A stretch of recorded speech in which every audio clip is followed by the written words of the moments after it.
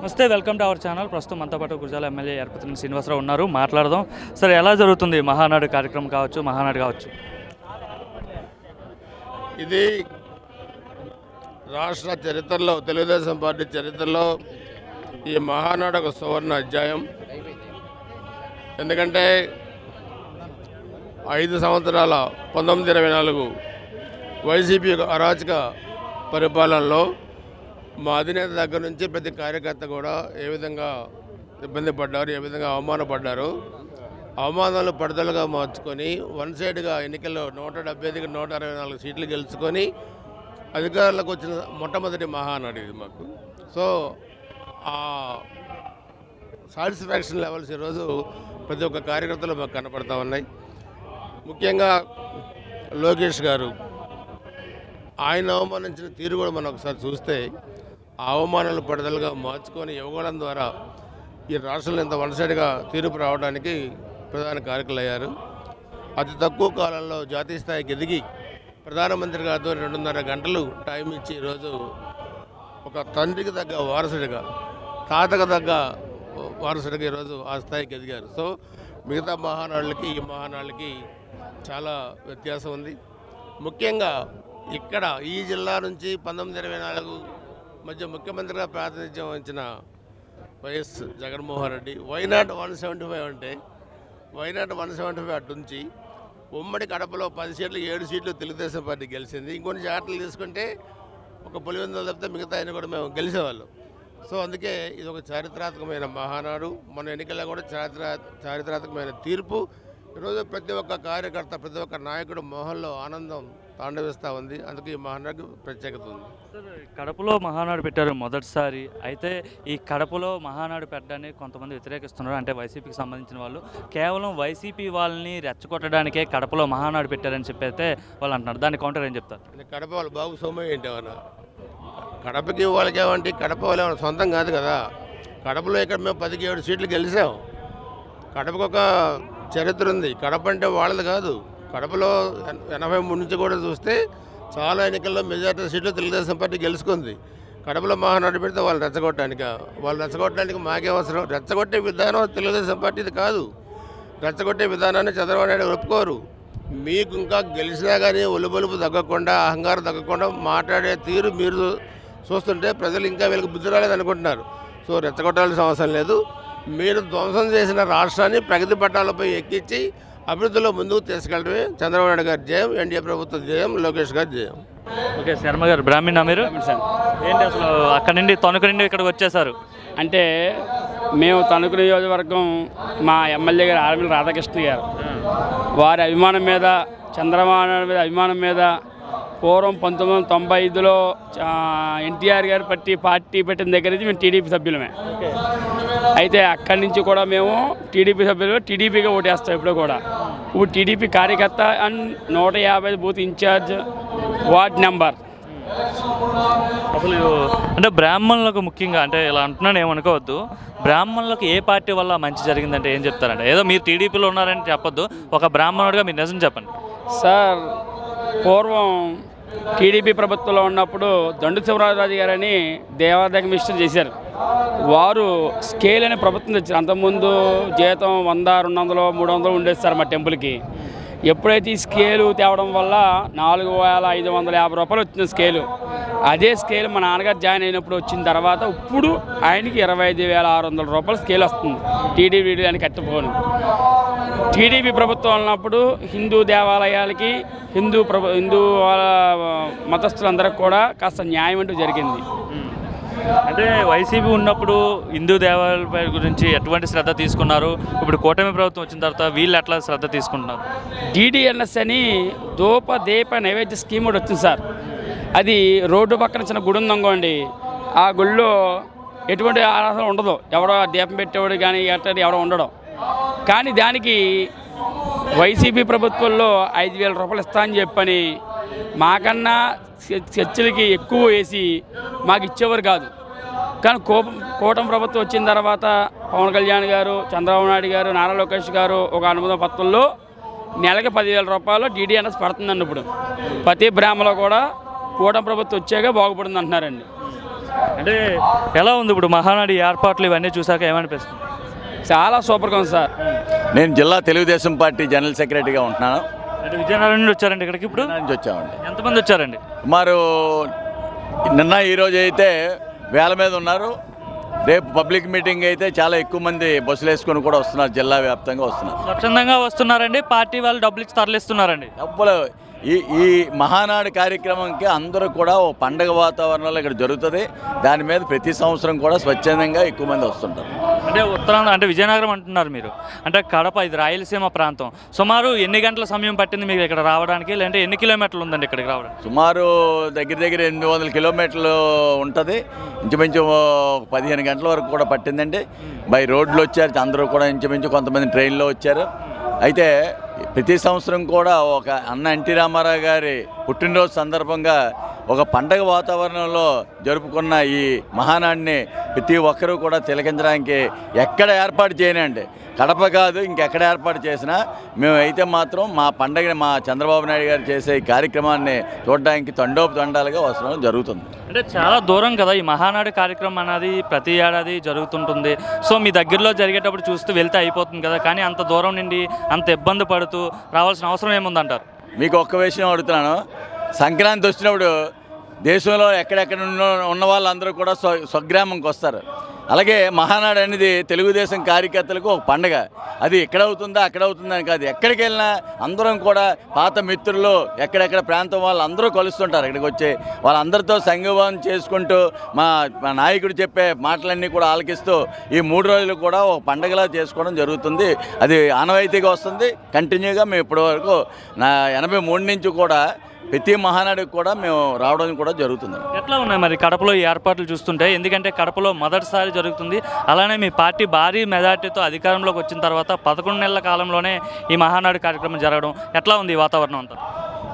కడప దూరం నుంచి చూస్తే ఏదో కడప అక్కడ ఏదో ఫ్యాక్షనిస్టులు అక్కడ ఏదో జగన్మోహన్ రెడ్డి ఏదో పీకేస్తాడని చెప్పేసి అనుకుంటున్నారు. కానీ ఇక్కడికి వచ్చేలోకి చాలా ఇక్కడ ప్రజల్ని చాలా మాకు పాజిటివ్గా, మాకు అందరికీ కూడా ఎక్కడ ఏ విషయం అడిగినా చాలా పాజిటివ్ చెప్తున్నారు. అయితే ఇక్కడికి రావడం అనేది కూడా మా అందరికీ కూడా ఒక మంచి అనుభూతి అని చెప్పేసి కూడా తెలియజేస్తున్నాయి. ఇక్కడ ప్రజలు కూడా చాలా మంచి వాళ్ళు అని చెప్పేసి కూడా తెలియజేస్తున్నాం. అంటే కడప అన్నా లేదంటే రాయలసీమ అన్నా సరే, ముఖ్యంగా కడప చూసుకుంటే వైఎస్ఆర్ ఫ్యామిలీకి కావచ్చు, జగన్మోహన్ రెడ్డికి మంచి కంచుకోటగా చెప్తుంటారు. సో అట్లాంటి కంచుకోట ప్రాంతంలో మీరు ఉన్నారు కదా, ఏమనిపిస్తుంది చూస్తే? కంచుకోటలు ఇవన్నీ కూడా పోయండి, బద్దలైపోయాయండి. అది పూర్వం ఏదో అలాగా చెప్పి వాళ్ళు రాజకీయాలు చేస్తుండేవారు. కానీ ఈరోజు ప్రజాస్వామ్యం అన్న ఎన్టీ రామారావు గారు వచ్చిన తర్వాత ప్రజలకి రాజకీయాన్ని బయట పెట్టారు. అది చంద్రబాబు నాయుడు గారు వచ్చిన తర్వాత పూర్తి స్థాయిలో స్వేచ్ఛనివ్వడం జరిగింది. ఈరోజు ఎడ్యుకేషన్ లెవెల్ బాగా పెరిగాయి. ఈ పూర్వ ఫ్యాక్షనిస్టులు అయితే ఎక్కడా లేరు. ఈరోజు రాయలసీమ కానీ కడప ప్రాంతం ఎంత అవనండి అందరూ కూడా చదువుకొని వాళ్ళ తాలూకా ఫ్యామిలీస్ని మరింత ముందుకు తీసుకెళ్ళడానికి ప్రయత్నం చేస్తున్నారు. పూర్వం ఉన్న గొడవలు ఇవన్నీ కూడా పక్కన పెట్టడం జరిగిందండి. ఎలా ఉందండి టీడీపీ అధికారంలో, కూటమి ప్రభుత్వం అధికారంలోకి వచ్చాక ఈ పరిపాలన చూసి 11 నెలల పరిపాలన చూసినప్పుడు ఏమనిపిస్తుంది అసలు? గత 5 సంవత్సరాలు కూడా జగన్మోహన్ రెడ్డి పూర్తి స్థాయిలో ఆయన రాష్ట్రాన్ని కుక్కలు చింపిన ఇస్తరలా తయారు చేశారు. అన్ని వర్గాల వారిని కూడా అట్టడుగుని పంపించారు. అన్ని స్కీమ్స్ కూడా ఇతర రాష్ట్రాలకు పంపించారు. ఇవన్నీ కూడా చాలామంది ప్రజలు గ్రహించి ఎప్పుడు ఎన్నికలు వస్తాయా అప్పుడు కూటమి ప్రభుత్వం, తెలుగుదేశం పార్టీ అలాగే జనసేన బీజేపీ కూటమి ప్రభుత్వాన్ని ఎంత బేగ ఓటు వేసి గెలిపిద్దామని చెప్పేసి చేసిన పరిస్థితే ఈరోజు వాళ్ళకి 11 సీట్లు రావడానికి కూడా కారణం జరిగింది. కాబట్టి ఈ ప్రభుత్వం వచ్చిన తర్వాత ప్రజాప్రభుత్వం ఇది, ప్రజలకి కావాల్సిన కార్యక్రమాలు అన్నీ కూడా ఈరోజు మా చంద్రబాబు నాయుడు గారు కూటమి ప్రభుత్వంలో చేయడం జరుగుతుంది. ఎక్కడి నుండి వచ్చారండి? మేము తిరుపతి జిల్లా సత్యవేడు కాన్స్టిట్యూన్సీ నుండి వచ్చాము. ఎట్లా ఉన్నాయి ఈ మహానాడు ఏర్పాట్లు? బ్రహ్మాండంగా ఉంది సార్. అసలు ఏం తెలియజేయబోతున్నారు ఈ మహానాడు కార్యక్రమం కడపలో పెట్టి? మహానాడు అనేది తెలుగుదేశం పార్టీ సంక్షేమాలు ఇవ్వడం, భవిష్యత్తులో భావతరాలు తయారు చేయడానికి ఈ మహానాడు. మన పిల్లలు మన భవిష్యత్తు అంతా కూడా ఏ రకంగా ఉండాలా, ఈ రాష్ట్రాన్ని ఏ రకంగా అభివృద్ధి చెందాలా, భావతరాలు భవిష్యత్తు కూడా ఏ రకంగా ఉండాలనే ఉద్దేశంతోనే ముందడుగులు వేస్తున్నారు తప్ప వేరే మరొకటి లేదు. అసలు ఏంటి తెలుగుదేశం పార్టీ పెట్టడం వల్ల ఎటువంటి ఉపయోగం జరిగింది రాష్ట్రానికి? ఒకవేళ పెట్టకపోయి ఉంటే ఏ విధంగా నష్టపోయేది, ఏం చెప్తారు? తెలుగుదేశం పార్టీ ఉన్నందువల్ల ఈరోజు ఐటీ చదువుకున్న వాళ్ళంతా కూడా లక్షలాది జీతాలు తీస్తున్నారు. ఈరోజు ఇతర రాష్ట్రాలలో తెలుగు వారు ఎక్కువగా ఉన్నారు. దీనికి స్ఫూర్తి చంద్రబాబు నాయుడే. కాబట్టి తెలుగుదేశం లేదంటే ఈ రాష్ట్రం సిగ్గట అయిపోతుంది. ఈరోజు చూస్తే విద్యుత్తు కూడా చూడండి, ఒకప్పుడు లో వోల్టేజ్ వ్యవస్థ ఉన్నింది. ఈరోజు ఆ వ్యవస్థ లేకుండా తీసుకొచ్చాడంటే చంద్రబాబు నాయుడు చాలా గొప్పతనం. ఈరోజు కరెంట్ లేదంటే ప్రతి వాడు కూడా బతకలేడు. అటువంటి వ్యవస్థని 24 గంటల కరెంటు తీసుకొచ్చారు.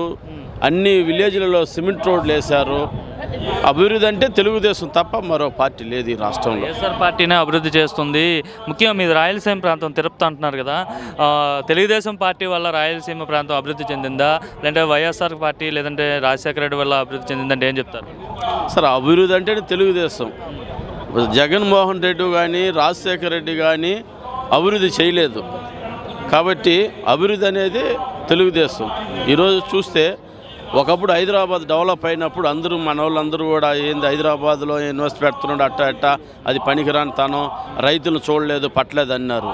ఈరోజు ఆ హైదరాబాద్ డెవలప్ అయిన దానివల్ల, ఆ మెయిన్ సిటీ అయిన దానివల్ల ఆ యొక్క ఇన్కమ్ వచ్చి ఆ తెలంగాణని అభివృద్ధి పాటలో నడుపుతుంది.